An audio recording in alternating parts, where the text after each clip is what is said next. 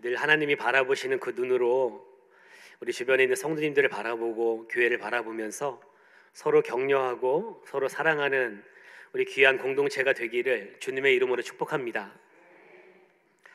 지난 9월 말에 교회에서 귀한 성지순례 기회를 주셔서 튀르키예와 그리스 성지순례를 다녀왔습니다. 오늘 본문의 전도, 오늘 14장 이 전도 현장이 저희가 다녀왔던 그 여정 가운데 있었는데요. 근데 성지순례의 장점을 하나 꼽으라고 한다면, 저희가 지금 용두동에 살잖아요. 용두동의 이름을 알고 이렇게 다니는 것하고 아닌 것하고 참 차이가 난다는 것을 이번 성지순례를 통해서 또 알게 되었습니다. 성지순례에서 저희가 그동안 성경을 쭉 읽을 때 지명을 이렇게 지나쳤는데, 이제 하나하나 그 지명이 찍히는 거예요. 하나 찍히고, 그 동네는 이렇게 생겼었지, 그 도시는 이 정도의 규모의 도시였지, 이런 것들이 더 생각이 되면서 상상이 되면서 이 성경을 보는 그런 눈들이 점점 더 깊어져 가는 것을 그렇게 보게 되었습니다. 그 화면 하나 띄워주세요. 이 화면을 보시면 이번 튀르키예와 그리스 성지순례 갔던 코스를 이렇게 화살표로 표기해 놓은 이번 일정들을 기록해 놓은 건데요. 제가 설교를 준비하면서 이렇게 다녀왔던 일정들, 비행기로 이동했던 거 말고 순수하게 자동차로 이동했던 것들 키로수를 재봤어요.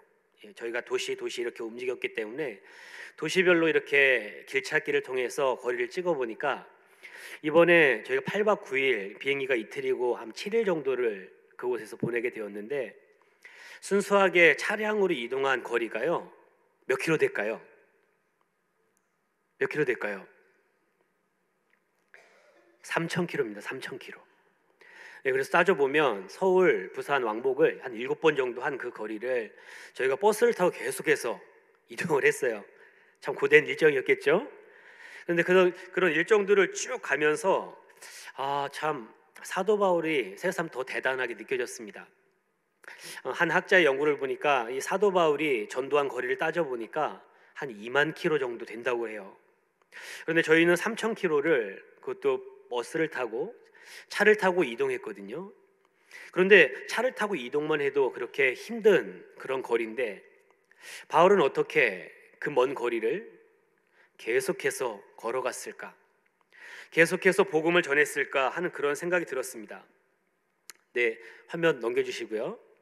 그러면서 제 안에 드는 질문이 있었어요. 이런 전도의 여정을 하면서 바울의 마음이 어땠을까?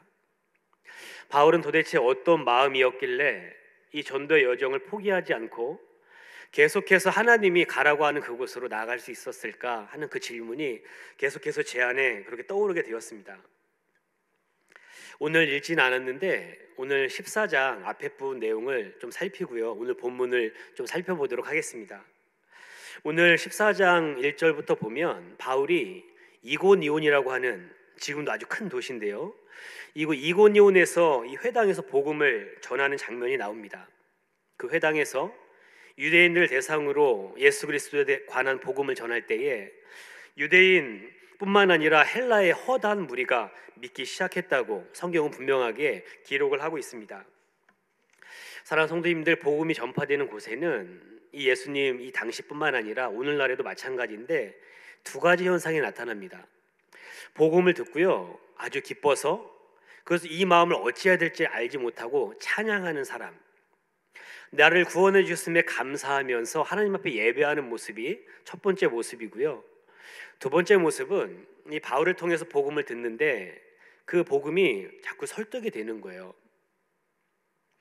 마음이 설득이 되면서 내가 그동안 붙잡아왔던 것 있잖아요. 한 번도 복음을 들어보지 못했던 사람들이 이제 복음을 듣기 시작하면서 복음이 들려왔을 때 그동안 내가 붙잡아왔던 삶의 기준, 내가 신이라고 했던 어떤 기준들, 이것들이 하나씩 이게 무너져 가니까 사람들이 자신이 그동안 쌓아놨던 것들이 다 무너질까 봐 두려워서 오히려 복음 전하는 사람들 전하지 말라고 돌 던지고 때리고 그것들을 방해하는 일들, 이 두 가지 현상이 복음이 전파되는 곳에 나타나더라는 거예요. 그런데 이 복음을 전할 때 이 걸림돌이 되었다, 그 복음이 걸림돌이 되었다는 것은 무슨 뜻이냐면 그 바울의 말이, 전도의 말이 내 마음에 부딪혔다는 거예요. 그래서 내가 설득될 것 같아서 이렇게 더 이 바울을 향해서 아주 무자비하게 나가는 사람들의 모습을 우리가 이 사도행전을 쭉 읽다 보면은 그 모습을 보게 된다는 겁니다. 그런데 이렇게 사도 바울이 복음을 전하고 내가 당신들 구원하려고 이렇게 귀한 복음을 전하는데 오히려 그것들에 대해서 감사하지 않고 오히려 바울을 죽이려고 달려드는 사람들을 바라보면서 이 사도 바울은요, 자신이 예전에 그 스데반 집사님을 핍박했던 그때 장면 기억나시죠? 그 스데반 집사님의 그 옷이 그 사도 바울의 발밑에 개어 있었는데, 그렇게 맨 앞에서 이 사도 스데반 집사님을 핍박했던 자신의 모습이 생각나고, 그렇게 복음을 대적했던 자신의 모습이 생각나면서 오히려 자신을 그 대적하는 사람들을 바라보면서 마음이 안타까웠다고 생각이 됩니다. 아, 나도 저랬었지. 나도 복음이 뭔지 몰라서 저랬었지. 그러면서 그들을 향해서 너무 불쌍한 마음이 드는 거예요. 오히려 대적하는 그들을 바라보면서 하나님이 저 영혼들을 어떻게 바라보시는지 그 마음이 느껴지니까 이 바울이 복음 전하는 것을 멈출 수가 없는 거죠. 그런데 지금 이고니온에서는 더 이상 복음을 전할 수 없기 때문에 루스드라와 더베로 가서 복음 전파를 계속 시작합니다. 그런데 14장 그 이고니온에서 복음을 전파한 그 장면 다음에 이 루스드라와 더베에서 복음을 전할 때 어떤 일이 일어나는지를 오늘 성경은 기록을 하고 있습니다. 복음을 전하다가 나면서부터 걷지 못하게 된 사람을 만납니다. 우리 사도행전 3장에도 이런 사람이 하나 등장을 하는데, 한 번도 걸어보지 못했던 사람, 나면서부터 안진뱅이였기 때문에, 나면서부터 걷지 못하는 장애인이었기 때문에 그 사람을 복음 전하다가 만나게 되는데, 그 영혼을 바라보자마자 하나님의 마음이 얼마나 이 영혼을 향해서 그렇게 안타까운 마음으로 바라보고 계시는지가 바울의 마음 가운데 느껴지는 겁니다. 사람들은 이 사람이 이렇게 못 걷는 게 이 부모의 죄 때문이겠지, 아니면 이 사람이 무슨 일인지 모르겠지만 이 사람이 지은 죄겠지, 그렇게 생각하면서 바라보고 있었는데, 하나님이 이 바울의 눈에 이 바울의 마음에 하나님의 마음을 부어주시니까 예수님의 눈으로 이 나면서 걷지 못한 이 사람을 바라보니까 어떻게 보이냐면 이 영혼을 하나님이 얼마나 사랑하는지가 막 느껴지고요. 그러면서 무엇이 보이냐, 이 사람 마음에 구원받을 만한 믿음이 있다는 것이 보이기 시작한 거예요. 그래서 바울이 그 사람을 향해서 외치죠. 내 발로 일어나라고. 내 발로 일어나 서라, 가라, 그렇게 말할 때에 나면서부터 한 번도 걷지 못했던 이 사람이 걸어서 뛰기도 하고 걷기도 하면서 하나님을 찬양하고 집으로 돌아가는 이야기가 오늘 여기서 이렇게 펼쳐지게 되어집니다. 그런데 여러분, 이런 사건이 우리 초대교회 이 복음을 전하는 이 당시에만 있는 게 아니에요. 제가 아는 분에게도 이런 일이 일어났는데, 제가 오래전에 사역했던 교회에서 한 전도사님께서 이 네팔 선교팀을 인수를 하고 네팔에 갔습니다. 그 교회는 원래 선교를 열심히 하는 그런 교회여서 그 팀별로, 공동체별로 한 나라를 그렇게 기도하고 그 나라를 선교하는 그런 일들을 감당하는데, 이 선교사님이 전도사 시절에 청년들을 데리고 네팔에 가서 복음을 전합니다. 그런데 복음을 전하다가 그 동네에 나면서부터 걷지 못하게 된 한 사람을 만나요. 그래서 이 영혼을 보고 너무 불쌍해서 청년들과 함께 손을 얹고 기도를 합니다. 그런데 놀라운 사건이, 나면서부터 한 번도 걷지 못한 이 사람이 걷게 되는 일이 일어났어요. 그래서 이 전도사님이 선교사로 헌신하겠다고 그렇게 나섰습니다. 사랑하는 성도님들, 이 선교사님께서 그렇게 그 네팔 선교를 가서 나면서부터 걷지 못한 그 사람 붙잡고 기도할 때 그 사람이 나았기 때문에 선교사로 헌신한 게 아니에요. 물론 그것이 어떤 계기는 되었지만, 그곳에서 그 영혼을 붙잡고 기도할 때, 그곳에서 네팔의 영혼들을 놓고 그렇게 복음을 전하고 기도할 때 하나님의 안타까운 마음이 이 전도사님 마음 가운데 부어진 거예요. 하나님 마음을 알게 되니까, 이 땅을 향한 하나님 마음이 무엇인지를 알게 되니까 그 땅을 향해서 내가 헌신하겠노라고, 그래서 네팔 선교사로 나가셔서 지금 벌써 15년째 거기서 이 귀한 사역들을 감당하고 계세요. 사랑하는 성도님들, 오늘 나타나는 이 기적이 있잖아요. 사도행전에서 여러 가지 기적이 나타나는데 이 기적의 목적은요, 그냥 놀랍게 하려고 하는 게 아니라 영혼을 구원하는 데 목적이 있는 겁니다. 지금 하나님은 이 기적의 사건을 통해서 이 사람들, 주변에 있는 사람들 예수님께로 돌아오는 이 일을 원하시기 때문에 기적을 베풀어 주시는 거예요. 그래서 하나님의 일을 보니까, 하나님의 역사를 보니까 멈출 수가 없어서 그렇게 네팔로, 또 이렇게 또 다음 장소로 복음을 전하는 그런 일들이 일어난다는 겁니다. 그런데 오늘 루스드라에서 이렇게 나면서 걷지 못하게 된 이 사람, 막 걷고 뛰는 이 기적의 사건이 일어났는데, 사람들이 어떻게 반응하냐면, 와, 제우스 신과 또 헤르메스 신이 나타나서 우리에게 나타났다 그러면서 이 바울과 바나바를 향해서 제사를 드리려고 하는 거예요. 신이 내려왔다고. 신이 내려왔으니까 이들에게 우리가 제사를 드려야 된다고 하고 제사를 드리려고 하는 것을 막 이 바울과 바나바 두 사도가 만류를 하게 됩니다. 근데 성경을 늘 읽다가 이 장면에서, 야, 그래도 좀 심하다. 어떻게 아무리 기적의 사건이 일어났지만 이렇게 보이는 사람 때문에 어떻게 이런 일을 할 수 있을까? 이런 마음이 늘 있었어요. 그런데 성경을 이렇게 설교를 준비하다가 이 루스드라에 전해져 오는 하나의 전설을 알게 되었습니다. 어떤 전설이 있었냐면, 이 스스 험에 나오는 제우스와 헤르메스 이 신이 있는데, 이 루스드라에 내려오는 전설에 의하면 어느 날 이 스스와 험에 이 두 신이 루스드라에 강림을 한 거예요. 그런데 그 신이 내려와서 동네 이렇게 돌아다니는데 사람들이 이 두 사람이 신인지를 알지 못하고요, 아주 냉대하고 핍박해가지고 그 두 신이 화가 나가지고요, 이 루스드라를 아주 멸망하게 했다는 전설이 전해져 내려오고 있었다는 거예요. 그래서 이런 전설을 오래 전부터 들어왔기 때문에 어느 날 두 사람이 와가지고요, 갑자기 나면서부터 한 번도 우리가 보지 못했던 기적, 나면서부터 걷지 못하게 되는 이 사람을 이렇게 세워 일으키니까, 와, 제우스 신이, 헤르메스 신이 이 땅에 다시 왔나 보다 하고, 그 신들을 향해서 제사하려고 하는 모습, 그것이 오늘 본문에 나와 있는 모습이라는 거죠. 사랑하는 성도님들, 이 배경을 아니까 좀 이해가 되시죠? 이 사람들이 왜 그랬을까? 아, 이 사람들이 충분히 이런 배경하에 있었다면 충분히 제사하려고 달려들 수 있었겠다, 이런 마음이 드는 겁니다. 그런데 여러분, 이 사건을 보면서 그냥 나면서부터 걷지 못했던 사람이 일으킨 거 참 놀라운 기적이죠. 그런데 바울이 보았던 건 뭐냐면, 이 기적 사건을 바라보는 사람들의 모습, 아, 사람들이 막연한 두려움 가운데 살아가는구나. 알지 못하는 신에게 그렇게 의지하고, 그렇게 자신의 마음을 의지하면서 허탄한 데 마음을 두고 있기 때문에 이 사람들 마음 가운데 늘 막연한 두려움 가운데 살아가는구나 하는 이 영혼들을 바라보는 그 안타까운 마음을 우리 오늘 본문 가운데 보게 된다는 겁니다. 그래서 어떻게 합니까? 사람들이 제사하려고 하니까 바울과 바나바가, 우리도 당신과 똑같은 성정을 가진 사람이라고, 우리도 당신들과 똑같은 사람이니 우리는 신이 아니니 우리에게 그렇게 제사하려고 하지 말고 만물을 창조하셨을 뿐만 아니라 만물의 역사를 주관하시는 하나님을 믿으라고, 하나님을 바라보라고, 하나님만 섬기라고 그렇게 외칠 때에 그 루스드라와 더베에 있던 많은 사람들이 예수님을 믿으려는 그런 놀라운 역사들이 오늘 본문 가운데 나타나고 있습니다.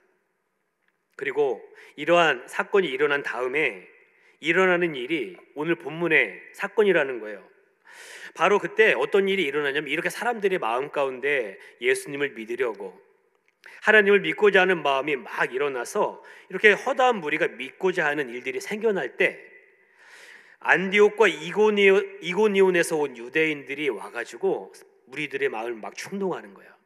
저 사람들 가짜라고, 저 사람들 거짓이라고 그러면서 저 사람들 저거 아주 헛된 말을 한다고 이렇게 충동을 하기 시작하니까 사람들 손에 어느새 돌이 들려져 있었어요.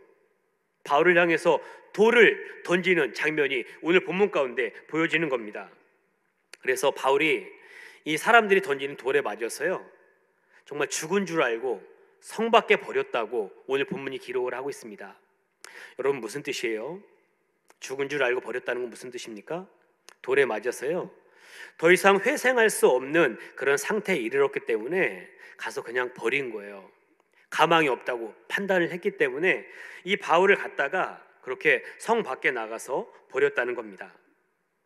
여러분, 기절했다가 깨어난 게 아니고요, 정말 죽었다가 살아난 것 같은 그런 일이 오늘 바울에게 일어난 거예요.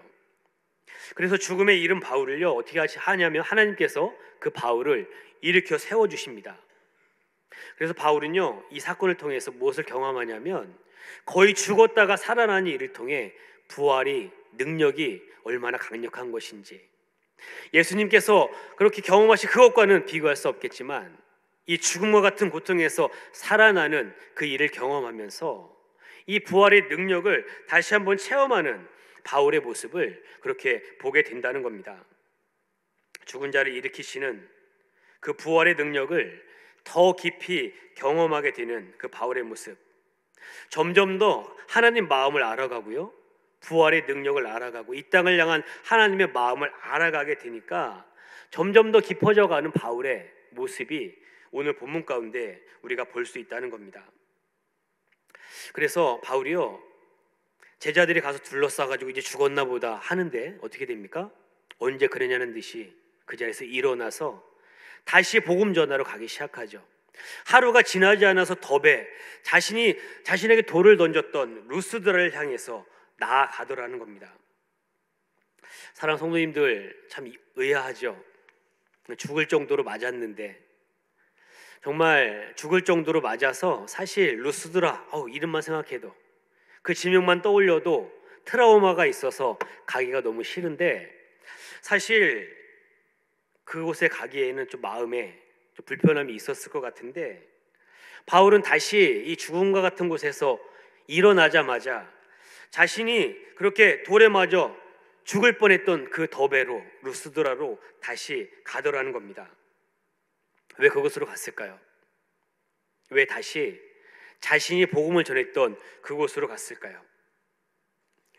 요즘 그 대신방이 진행되고 있는데요, 제가 신방하면서 한 장로님 댁에서 구역 식구들과 그 예배를 이렇게 드리는데 장로님이 이렇게 고백하시는 거예요.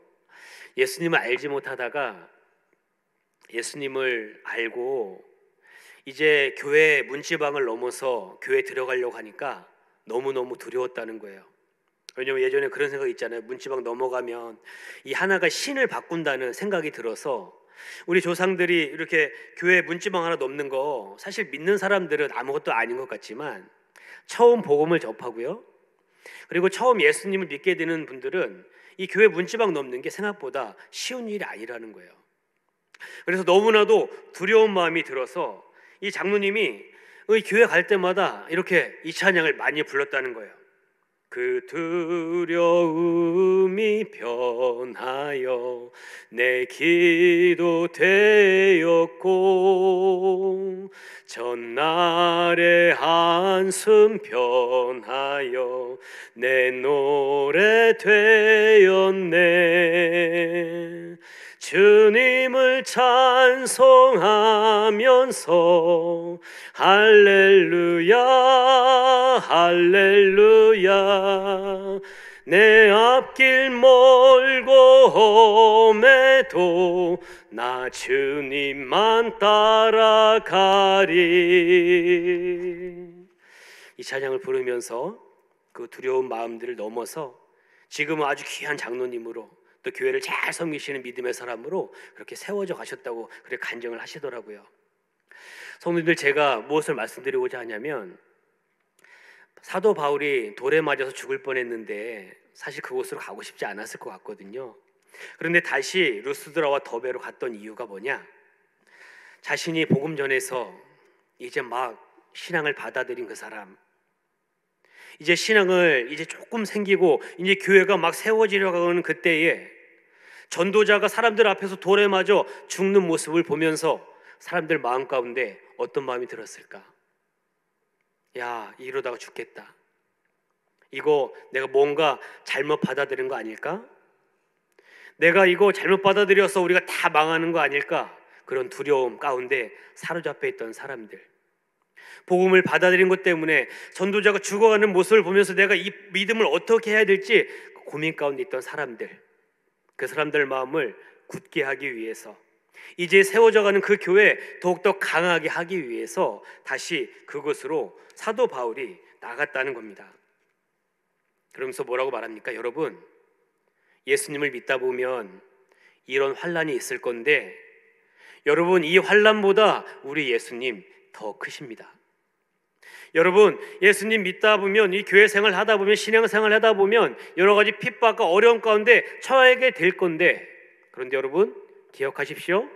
우리 예수님 더 크시고, 제가 이렇게 다시 살아난 것처럼 우리 예수님 능력 있는 분인 줄 믿습니다. 이렇게 선포하게 될 때에 그 연약한 사람들의 마음, 그 세워져 갔던 그 교회가 더욱더 든든하게 세워져 가는 역사가 나타났다는 겁니다. 하나님의 눈물을 알았기 때문에, 하나님이 원하는 것이 무엇인지를 알았기 때문에, 죽은 자도 살리시는 예수님의 부활의 능력이 무엇인지 알았기 때문에 바울은 전도를 멈출 수 없었던 겁니다. 그래서 다시 죽을 수도 있는, 죽을지도 모르는, 어떤 어려움이 찾아올지도 모르는 그곳을 향해서 다시 거꾸로 걸어갔던 바울의 모습을 우리가 오늘 만나게 됩니다. 사랑하는 성도님들, 오늘 본문이 우리에게 말해주는 것은 무엇입니까? 믿음이 깊어지는 방법은 한 가지밖에 없다는 겁니다. 믿음이 깊어지는 방법, 예수님 명하시는 그곳에 서 있을 때, 예수님이 하라고 하시는 그 일 가운데 그냥 묵묵하게 서 있을 때에 그곳에서 우리의 믿음이 깊어져 간다는 거예요. 사도 바울의 선교여행 자체 어떻게 시작합니까? 내가 가겠다고 한 게 아니라 성령님께서 지시를 하셨고, 안디옥 교회에 두 사람을 명해서 선교하라고 그렇게 하나님 감동을 주셨기 때문에 교회가 순종하고 바울과 바나바가 순종해서 이 선교 사역이 시작이 되었다는 거죠. 그래서 예수님 명하시는 곳에 나아가서, 성령님이 가라고 하시는 그곳에 나아가서 벼랑 끝에 있는 사람들, 지금도 죽어가고 있는 사람들, 병막 가운데 고통당하고 있는 사람들, 나면서부터 걷지 못하게 된 사람들, 귀신에 사로잡혀서 어떻게 인생을 살아야 될지 알지 못하는 그 사람들, 막연한 두려움 가운데 두려움에 떨며 사는 인생들, 그들의 삶의 자리에 나가서 그들을 손잡아주고 그들에게 복음을 전할 때에 예수님의 놀라운 역사가 나타나기 시작했다는 겁니다. 하나님 명하시는 그 자리, 하나님 말씀하시는 그 자리에 섰더니 놀라운 역사가 나타났다는 겁니다. 병든 사람에게 다가가서 예수님이 잡아주셨던 것처럼 그 병든 자의 손을 잡아주었더니, 그 순간에 예수님 마음이 느껴져서 그 손 일으켜 주었더니 나면서부터 걷지 못하게 된 그 사람이 일어나는 역사가, 죽어가는 영혼들이 살아나는 역사가, 그렇게 불치병으로 죽어가는 그 영혼이 살아나는 역사가, 죽음으로 내달리고 사망 가운데 내달리고 있던 사람들이 살아나는 역사가 사도 바울을 통해서 나타났다는 겁니다. 사랑하는 성도님들, 요즘에 우리 광석교회는 우리 빌라델비아 전도를 통해서 우리 화요일, 수요일, 그리고 토요일 주일에 전도의 현장에 나갑니다. 그런데 여러분, 하나님의 음성을 듣고 싶으면 어떻게 하시면 되냐면 전도의 현장에 나가시면 됩니다. 그 현장에 나가면 그 영혼을 향한 하나님의 음성이 들립니다. 그 영혼을 하나님이 얼마나 사랑하시는지 하나님 말씀하시는 그 음성이 들리는 겁니다. 그 영혼을 향한 하나님의 음성, 또 나를 향한 하나님의 음성이 하나님이 명하신 그 자리에 서게 될 때에 그 음성이 들린다는 겁니다. 사랑하는 성도님들, 우리가 신앙생활을 할 때 이런 구체적인 어떤 실천, 구체적인 행위 없이 믿음이 깊어지는 방법이 없습니다. 그래서 신앙생활할 때 쉽게 가려고 하는 것은 망하는 길입니다. 그냥 가만히 있다 보면 뭐가 되겠지, 가만히 있다 보면 내 주변에 있는 사람들이 구원받겠지, 가만히 있다 보면 어떻게든 뭐가 되겠지, 이거 능력이 나타나지 않는다는 겁니다. 하나님 주시는 그곳에, 하나님이 가라고 하시는 그곳에, 하나님 명하시는 그곳에 나아가서, 그곳에 나가서 예수님 명하시는 그 사람들에게 나아가서 예수님 마음으로 복음을 전할 때에 저와 여러분들 통해 예수님의 생명의 역사가 나타나게 될 줄로 믿습니다. 바라기는 이 깊어져가는 가을에 예수님의 손과 발이 되는 우리 모든 광석의 성도님들 되시기를 주님의 이름으로 축복합니다. 영혼을 살리는 자리, 누군가를 섬기는 자리, 우리 아이들을 세우는 자리, 누군가 이렇게 도움이 필요한 그곳에서 그 돕는 손길이 필요한 그 자리에 나가서 우리가 손을 벌려서 예수님의 마음으로 섬기고 사랑하게 될 때에 우리를 통해 하나님의 놀라운 역사가 나타나게 될 줄로 믿습니다. 오늘 본문이 어떻게 마무리가 됩니까? 본인이 처음 그렇게 은혜 받고 출발했던 그 안디옥 교회로 돌아가서 선교 보고하는 장면으로 오늘 본문이 마무리됩니다. 사랑하는 성도님들, 선교를 가서 열심히 했다, 여기서 끝나면 안 되고 돌아와서 보고를 해야, 선교 가운데 하나님 주셨던 은혜를 나눠야 그제서야 그 선교 보고가 끝나는 겁니다. 오늘 본문 27절, 28절 말씀을 우리 한 목소리로 읽겠습니다. 시작.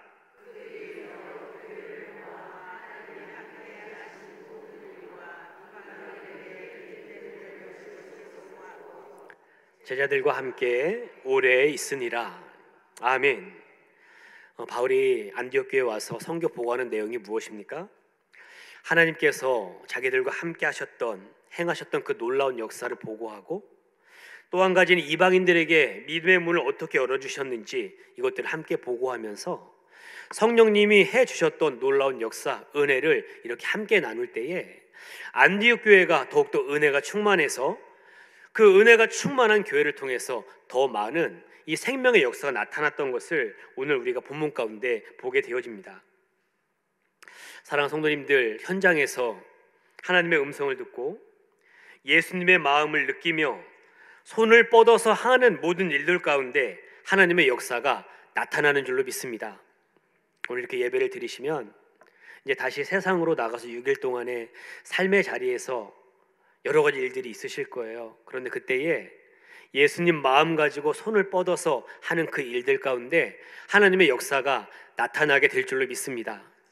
그런데 중요한 것은 그렇게 하나님이 해주시는 놀라운 역사들, 그것만 바라보는 것이 아니라 그 은혜를 가지고 주일에 구역 모임에 나와서 내가 이렇게 하나님 하시는 일들, 이것들 경험해 놓으라고 서로 함께 나누고 그 은혜를 이렇게 나누게 될 때에 안디옥 교회가 은혜가 충만한 그런 교회가 돼서 사명을 감당했던 것처럼 우리 광석교회에 있는 성도님들도 한 주간 하나님 베풀어 주셨던 은혜를 고백하고 그것을 함께 나누게 될 때에 우리 안에 더 큰 힘이 생겨서 주님 주신 사명을 향해서 달려가는 놀라운 일이 나타나게 될 줄로 믿습니다.